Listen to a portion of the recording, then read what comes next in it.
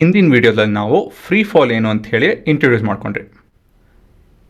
ಇಲ್ಲಿ free fall simulation ಅಂತ ಹೇಳಿ ಮತ್ತೊಂದು ರೀತಿಯಲ್ಲಿ ಅದನ್ನು ನೋಡ್ತಾ ಇದ್ದೀವಿ.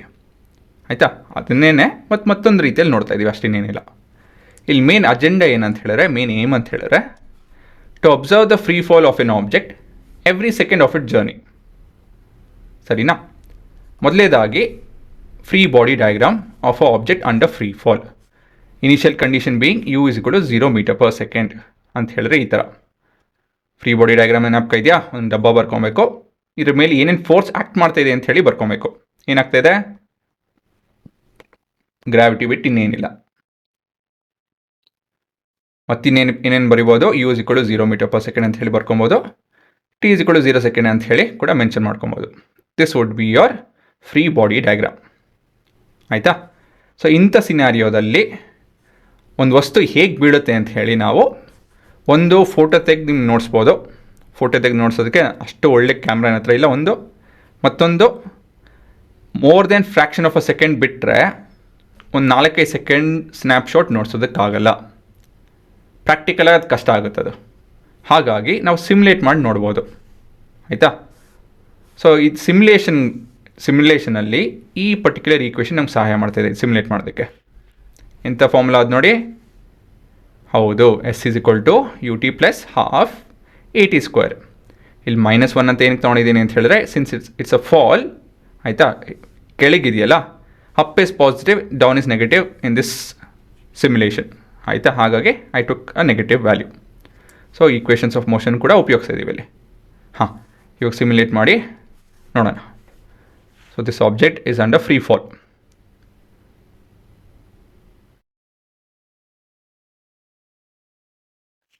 ನೋಡಿದ್ರಾ? ಸೊ ಏನು ನೋಡಿದ್ರಿ? ಏನು ಕಾಣ್ತಾ ಇದೆ ಇದರಲ್ಲಿ? ಇದು ನೋಡಿದಾಗ ನೀವು ಏನೇನು ಹೇಳ್ಬೋದು ನೀವು ಅಂತ ಹೇಳಿ ಯೋಚನೆ ಮಾಡಿ. ಇದರಿಂದ ಏನೇನು ಇನ್ಫಾರ್ಮೇಷನ್ ಡಿರೈವ್ ಮಾಡ್ಬೋದು ಅಂತ ಹೇಳಿ ಯೋಚನೆ ಮಾಡಿ. ಇಲ್ಲಿ ಪ್ರತಿಯೊಂದು ಸೆಕೆಂಡುನೂ object the distance it's travelling ಹೆಚ್ಚಾಗ್ತಾಯಿದೆ ಅಲ್ವಾ? ಹೌದಾ ಅಲ್ವಾ? ಇಲ್ಲಿ ಅರೌಂಡು ಒಂದು 3-4 ಸೆಕೆಂಡು ಇಲ್ಲೇ ಟೈಮ್ ಸ್ಪೆಂಡ್ ಮಾಡ್ತು. ಇಲ್ಲೇ ಇದೆ 4 ಸೆಕೆಂಡ್ವರೆಗೂ ಇಲ್ಲೇ ಇದೆ. ಮತ್ತು ಮುಂದೆ 5 ಸೆಕೆಂಡ್ ನೋಡಿ ಇಲ್ಲಿ ಎಷ್ಟು ದೂರ ಟ್ರಾವೆಲ್ ಮಾಡಿದೆ ಅಲ್ವಾ? ಸೊ ಏನು ಹೇಳ್ತಾ ಇದೆ ಅಂತ ಹೇಳಿದ್ರೆ, what is it telling? This object is under acceleration. ಹೇಗೆ ಹೇಳ್ಬೋದು ಇದನ್ನು ಅಂತ ಹೇಳಿದ್ರೆ, ನ್ಯೂಟನ್ ಸೆಕೆಂಡ್ ಲಾ ಏನು ಹೇಳುತ್ತೆ? Newton second law, force is equal to m into a formula ಕೊಡುತ್ತೆ. Acceleration is force by mass ಅಲ್ವಾ? ಸೊ ಇಲ್ಲಿ ಫೋರ್ಸ್ ಕಂಟಿನ್ಯೂಸ್ ಆ್ಯಕ್ಟ್ ಮಾಡ್ತಾಯಿತ್ತು ಅಂತ ಹೇಳಿದ್ರೆ ಆಕ್ಸಲರೇಷನ್ನು ಪಾಸಿಟಿವ್ ವ್ಯಾಲ್ಯೂ ಇರುತ್ತೆ. ಪಾಸಿಟಿವ್ ನೆಗೆಟಿವ್ ಅದು ಬೇರೆ ವಿಷಯ. ಒಂದು ನಾನ್ ಝೀರೋ ವ್ಯಾಲ್ಯೂ ಇರುತ್ತೆ. ಹಾಗಾಗಿ ಈ ರೀತಿಯಲ್ಲಿ ಒಂದು ಮೋಷನ್ ನೋಡಬಹುದು ಅಲ್ವಾ? This is an accelerated motion. ಈ ಫೋರ್ಸ್ ಇಲ್ಲಿಂದ ಬರ್ತಾ ಇದೆ. Who is acting? Who is doing the pull and the push and all of that? Gravity ಅಲ್ವಾ? The source of this force is gravity. So ಈ ಥರ ಇದ್ದಾಗ this is set to be a free fall. ಸರಿನಾ? Snapshot ನೋಡಿದ್ರೆ ಇವಾಗ graphical representation ಕೂಡ ನೋಡ್ಬಿಡೋಣ. So ಇದು ನಿಮ್ಮ ಗ್ರಾಫ್ ಆಫ್ ದ ಸಿನಾರಿಯೋ. ಇದು ನಿಮ್ಮ distance time graph. So distance time ಗ್ರಾಫಿಂದ ಏನು ನೋಡ್ತಾ ಇದ್ದೀವಿ, ಇಲ್ಲಿ ಏನು ಅರ್ಥ ಮಾಡ್ಕೊತಾ ಇದ್ದೀವಿ ಇಲ್ಲಿ ನೋಡೋಣ.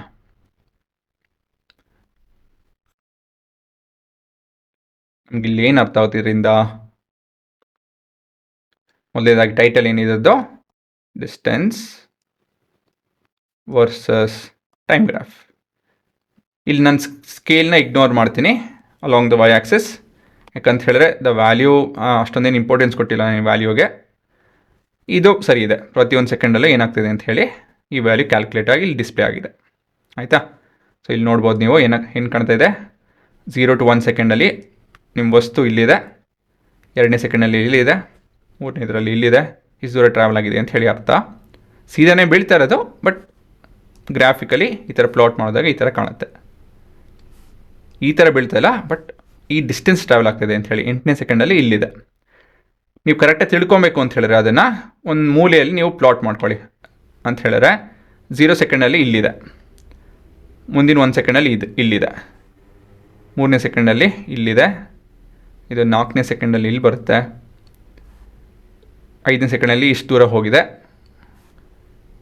ಇದು 6ನೇ ಸೆಕೆಂಡು, 7ನೇ ಸೆಕೆಂಡು ಮತ್ತು ಇದು 8ನೇ ಸೆಕೆಂಡು. ಕಾಣ್ತಾ? 0 1 ಇಲ್ಲಿ ಮಿಸ್ ಮಾಡಿದ್ನಲ್ಲ 2ನೇ ಸೆಕೆಂಡು. ಹಾಂ, ಸೊ ಈ ರೀತಿಯಲ್ಲಿ ಬೀಳ್ತದೆ. ಇಲ್ಲಿ ನೋಡಿ, ಇದು ಇದ್ರ ಉಲ್ಟಾ ವರ್ಷನ್, ಹೌದಾ ಅಲ್ವಾ? ಉಲ್ಟಾ ಇದೆ ನೋಡಿ ಇದು, ಸರಿನಾ? ಇಲ್ಲಿ ನೋಡಿ, ಇದ್ರ ಉಲ್ಟಾ ಅದೇನೆ ನೋಡಿ. ಎಲ್ಲ ಹೇಗೆ ಒಂದೇ ಕಾನ್ಸೆಪ್ಟ್ ಮೇಲೆ, ಅಂದರೆ ಇಷ್ಟೊಂದು ರೀತಿಯಲ್ಲಿ ನೀವು ವಿಷಯಗಳು ನೋಡಿಸ್ಬೋದು. ಇವೆಲ್ಲ ಒಂಥರ ಕಲೆ, ಇವೆಲ್ಲ ಕಲಿಬೇಕು. ಹಾಂ, ಸೊ ಈ ಥರ ಮೋಷನ್ ಇದ್ದಾಗ, ಈ ಥರ ಒಂದು ಗ್ರಾಫ್ ಕಾಣಿದಾಗ ಎಂಥ ಗ್ರಾಫ್ ಅಂತ ಹೇಳ್ತೀವಿ ಇದನ್ನು? ಇಟ್ ಈಸ್ ಆನ್ ಆಕ್ಸಿಲರೇಟೆಡ್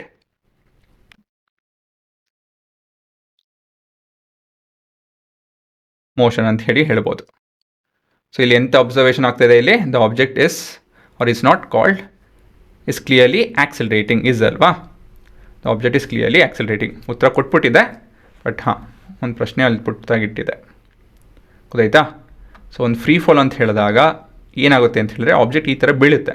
ಪ್ರತಿಯೊಂದು ಸೆಕೆಂಡಲ್ಲೂ ನಿಮ್ಮ ಡಿಸ್ಟೆನ್ಸ್ ಕವರ್ ಮಾಡೋ ಅಂತ ನೋಡ್ಬೋದು. ಈ ಥರ ಅದಕ್ಕೆ ಮೇಲಿಂದ ಏನು ಬಿತ್ತು ಅಂತ ಹೇಳಿದ್ರೆ ಒಂದು ವಸ್ತು, ಆಯಿತಾ, ಹೊಡೆದೋಗೋದು ಏನಕ್ಕೆ ಅಂತ ಹೇಳಿದ್ರೆ, ನೀವು ದೂರ ಇದ್ದಷ್ಟು ಅದ್ರ ವೆಲಾಸಿಟಿ ಹೆಚ್ಚಾಗಿರುತ್ತೆ.